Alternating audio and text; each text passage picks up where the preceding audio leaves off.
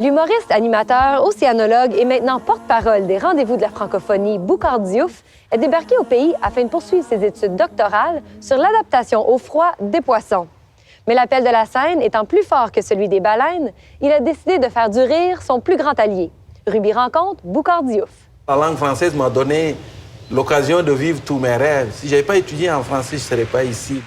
Parce que moi, quand j'ai mis les pieds ici, en 1991, j'ignorais tellement les subtilités de la parlure québécoise que la première fois qu'un jeune homme m'a demandé dans un bar si je voulais manger une claque sur la gueule, j'ai répondu avec plaisir. Et j'en ai mangé une motadine. Boucard, tu es humoriste, animateur, océanologue et maintenant porte-parole. Parlons de ce dernier chapeau. Qu'est-ce que ça représente pour toi être porte-parole au rendez-vous de la francophonie? De porter les rendez-vous de la francophonie sur ma tête, oui. Je trouve ça très léger. Très léger parce que je suis quelqu'un qui est passionné par la langue française d'abord. Et deuxièmement, je suis quelqu'un qui a sillonné les communautés francophones aussi au Canada.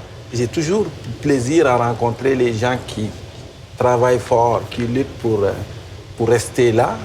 Alors donc, quand on m'a demandé d'être porte-parole, je trouvais ça léger. Oui. Léger de porter ça sur la tête. J'étais pas ambassadeur, mais j'ai toujours chanté les louanges de la langue française. Moi, j'aime la langue française.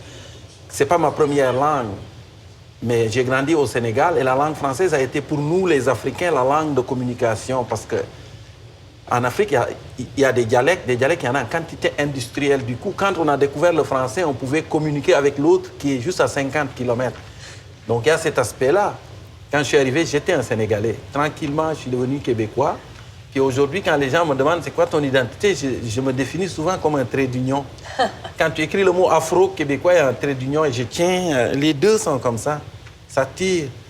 Ça, quand tu es rendu là comme immigrant, c'est très dur parce que l'Afrique tire, puis le Québec tire. Quand tu es ici, tu vas aller en Afrique. Quand tu es en Afrique, tu veux revenir ici. Puis il faut faire attention parce que quand on a des enfants et ça tire, des fois, on a tendance à prendre les enfants et à les éduquer comme si c'était des Africains. Moi, mes enfants, mon fils, des fois, il dit « je suis africain ». J'ai dit « non, tu n'es pas africain encore. Moi, je suis africain. Toi, tu es un Québécois. Et plus tard, tu découvriras l'Afrique. Tu pourras te l'approprier si tu veux. Tu as le droit d'être africain aussi. » Au Sénégal, il y a beaucoup de langues, évidemment. Oui. Tu viens de le dire. Est-ce qu'il y a soit des débats sur la francophonie là-bas ou est-ce qu'il y a des efforts de conservation de la langue pour préserver cette langue-là, comme on a ici au Canada? Mais je pense que l'endroit où la langue française est le plus respectée aujourd'hui sur la planète, c'est en Afrique de l'Ouest, parce qu'on est les plus nombreux d'abord.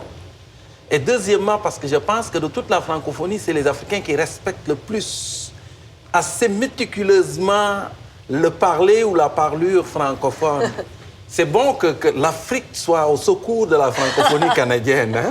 C'est paradoxal, mais c'est ça. C'est ça, mais c'est correct. On veut tout le monde. C'est une langue qui est mondiale, finalement. Exactement.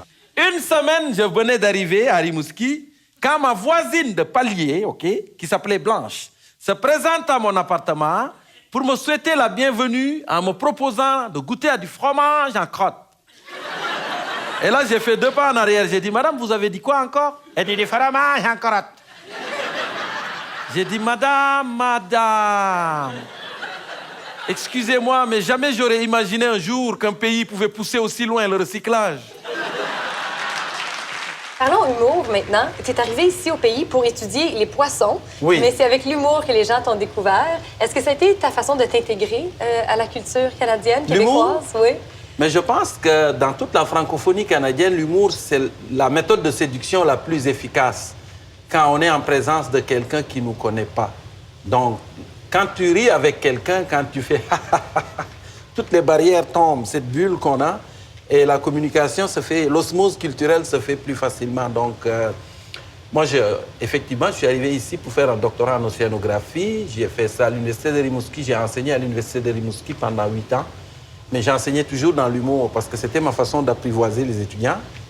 Et un jour, les étudiants m'ont inscrit aux auditions du festival juste pour rire. Je suis allé et le reste, c'est ça. C'est comme ça que j'ai commencé à monter sur les planches et à faire des numéros d'humour. Donc... Tu vas quand même ailleurs.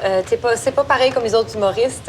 Parle-nous de ta démarche et pourquoi tu as choisi ta façon de faire l'humour. Ma démarche, je dis souvent, comme humoriste, ma démarche, parce que je ne me définis pas comme un humoriste. Moi, je suis un raconteur d'histoires humoristiques. Parce qu'avant de faire de l'humour, je racontais, c'est du conte que je faisais. Donc, je n'établis pas de frontière entre l'humour, le conte ou la musique. Je mélange tout ça. Et quand je monte sur scène, ce que je veux, c'est qu'au-delà de la rate, les gens soient stimulés ailleurs. Donc, faut qu'en sortant du spectacle, les gens disent « Ah, ça fait réfléchir, j'ai beaucoup ri et ça m'a touché. » Ça, c'est les 3 conditions que je veux qu'on retrouve dans un spectacle.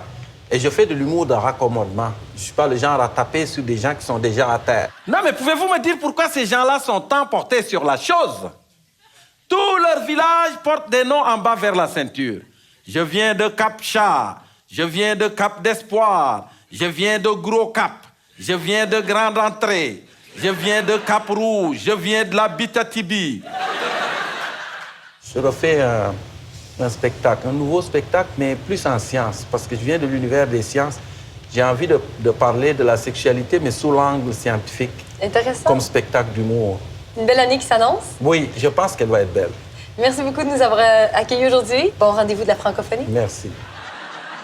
Ses parents étaient tellement chouettes à mon égard, je vous assure, qu'à un moment donné, je pensais même que j'étais la perle rare qu'ils attendaient depuis toujours. Surtout quand j'ai entendu son père à travers la porte des toilettes qui remerciait le Seigneur en disant « Christ, il nous manquait plus que ça dans la famille. »